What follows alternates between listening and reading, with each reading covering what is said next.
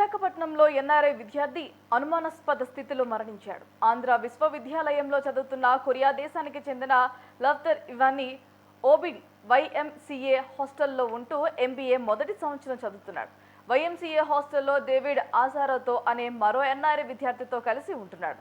Hostel రూమ్లో వీరిద్దరూ ఉండగా లవ్తర్ ఇవాన్ని ఫిట్స్ వచ్చింది. వెంటనే అప్రమత్తమైన డేవిడ్ తోటి విద్యార్థులతో కలిసి అపోలో ఆసుపత్రికి తరలించారు. అపోలో నుంచి కేజీహెచ్కి తరలిస్తుండగా మార్గమధ్యంలో చనిపోయాడు. మృతదేహాన్ని పోస్ట్ మార్టం నిమిత్తం కేజీహెచ్ మార్చురీకి తరలించారు. కేసు నమోదు చేసుకుని విచారణ చేపట్టారు 3వ పట్టణ పోలీసులు. ఇక ఇదే అంశానికి సంబంధించి మరింత సమాచారం మా ప్రతినిధి భరత్ ఫోన్ లైన్లో సిద్ధంగా ఉన్నారు. రైట్ భరత్, చెప్పండి, అసలు ఆయన మరణానికి గల అసలు కారణం ఏమై ఉంటుందంటారు? డాక్టర్స్ ఏమంటున్నారు?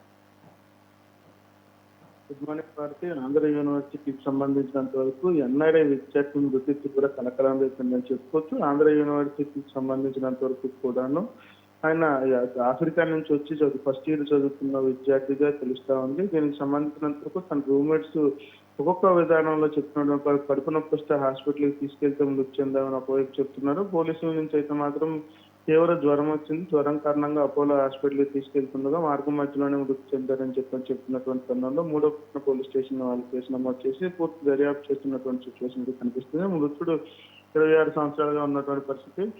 ఆంధ్ర యూనివర్సిటీకి సంబంధించినంత వరకు విదేశీ విద్య కోర్సులో జాయిన్ అయ్యారు. ఇది ఫస్ట్ ఇయర్ చదువుతున్నటువంటి పరిస్థితి కనిపిస్తూ ఉంది. మరీ ముఖ్యంగా ఎన్ఆర్ఐ విద్యార్థులకు సంబంధించినంత వరకు కూడాను పూర్తి స్థాయిలో హాస్టల్ అంతా కూడా ఆంధ్ర యూనివర్సిటీ కల్పిస్తున్నటువంటి పరిస్థితి. దాంతో పాటు రూమ్మేట్స్ కూడా ఉన్నటువంటి నేపథ్యంలో అసలు రూమ్ లో ఏం జరిగిందనే దానిపై మాత్రం పోలీసులు కేసు నమోదు చేసి విచారణ చేస్తున్నటువంటి సిచ్యువేషన్ అయితే కనిపిస్తా ఉంది. అయితే రెండు మాటలు వినిపిస్తున్నటువంటి పరిస్థితి. ఒకటి, అన్నం తిన్నాక కడుపు నొప్పి వచ్చింది, కడుపు నొప్పి వస్తున్నటువంటి పరిస్థితుల్లో స్థానికంగా ఉన్నటువంటి అపోలో హాస్పిటల్కి తీసుకెళ్తుండగానే మార్గ మధ్యంలో మృతి చెందారని ఫస్ట్ చెప్పినటువంటి పరిస్థితి. అయితే పోలీసులు విచారణ చేస్తున్నటువంటి టైంలో మరొక కోణం బయటకు వచ్చింది. గడిచిన వారం రోజుల నుంచి కూడా తీవ్ర జ్వరము, తక్కువ జలుబుతో బాధపడుతున్నాడని, ఈ నేపథ్యంలో అది అధికం కావడంతో స్థానికంగా ఉన్నటువంటి హాస్పిటల్కి తీసుకెళ్లే లోపే మృతి చెందారంటూ కూడా మరొక కోణం బయటకు వచ్చినటువంటి పరిస్థితుల్లో అంటే ముందుగా ఏవైతే ఉన్నాయో వాటికి సంబంధించి హాస్టల్ సిబ్బందికి వీళ్ళు తెలియజేయలేదా? హాస్టల్ సిబ్బంది ఏమంటున్నారు అసలు?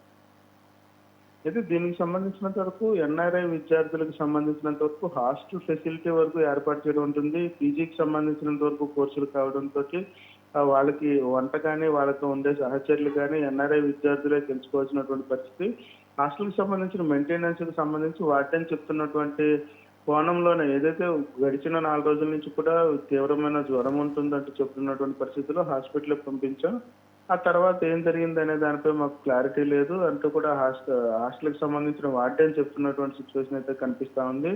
ఆంధ్ర యూనివర్సిటీకి సంబంధించినంత వరకు పీజీ కోర్సులకు సంబంధించి హాస్టల్ కూడా పీజీకి ఇదే ఎన్ఆర్ఐలందరికీ కూడా వేరే ప్రాంతాల్లో ఏదైతే ఆంధ్ర యూనివర్సిటీకి సంబంధించి డిస్టెన్స్ ఎడ్యుకేషన్ లో పీజీ కోర్సులకు సంబంధించిన ఎన్ఆర్ఐ విద్యార్థులకు ప్రత్యేక హాస్టల్ వసతి కల్పించారు. వాళ్ళ ఫుడ్ కూడా వాళ్ళే ప్రిపేర్ చేసుకునే విధంగా కూడాను ఆంధ్ర యూనివర్సిటీ హాస్టల్లో వసతులు కల్పించినటువంటి పరిస్థితి. హాస్టల్కి సంబంధించినంత వరకు నీరు కానీ హాస్టల్లో ఉన్నటువంటి అన్ని ఫెసిలిటీస్ ని కూడా సపరేట్ గా ఇచ్చినటువంటి పరిస్థితి అయితే చూడొచ్చు. ఎన్ఆర్ఐ విద్యార్థి కావడంతో పూర్తిగా ఫస్ట్ ఇయర్ చదువుతున్నటువంటి తరుణంలో తన సహచరులుగా ఉన్నటువంటి వాళ్ళతో ఏమైనా విభేదాలు ఉన్నాయి దానిపై కూడా పూర్తి క్లారిటీ రావాల్సినటువంటి పరిస్థితి కనిపిస్తా ఉంది. యూనివర్సిటీకి సంబంధించిన సమస్య కావడంతో ఆలస్యంగా ఈ విషయం బయటికి రావడం అంటూ జరిగింది. దీనికి సంబంధించి స్థానికంగా ఉన్నటువంటి 3వ పట్టణం పోలీస్ స్టేషన్ లో అయితే కేసు నమోదు చేసినటువంటి సిచ్యువేషన్ అయితే ఉంది. దీనికి సంబంధించినంత వరకు తన సహచరులతో పాటుగా ఫస్ట్ ఇయర్ లో తనతో ఎవరైతే ఉన్నారో ఎన్ఆర్ఐ విద్యార్థులు వాళ్ళని కూడా పోలీసులు పూర్తిగా విచారణ చేపడుతున్నటువంటి పరిస్థితి కనిపిస్తుంది. ఏదైతే హాస్టల్లో ఏమైనా విభేదాలు జరిగాయా లేకపోతే నిజంగానే ఆరోగ్య సంస్థ మృతి చెందారా అనే దానిపై కూడా పూర్తి విచారణ అనంతరం కూడా తెలిసే అవకాశం అయితే కనిపిస్తుంది. ప్రధానంగా అయితే మాత్రం గడిచిన వారం రోజుల నుంచి తీవ్రమైనటువంటి జ్వరము, దాంతో పాటు వాంతులు విరోచనాలు అవడంతో మృతి చెందారనే ప్రాథమిక విచారణలో తెలుస్తున్నటువంటి పరిస్థితుల్లో పోలీసులు కేసు నమోదు చేసి దర్యాప్తు అనంతరం కూడాను మృతికి సంబంధించినంత వరకు కారణాలు బయటపడే అవకాశం అయితే కనిపిస్తా ఉందని చెప్పుకోవచ్చు. Right, thanks for the update Bharat.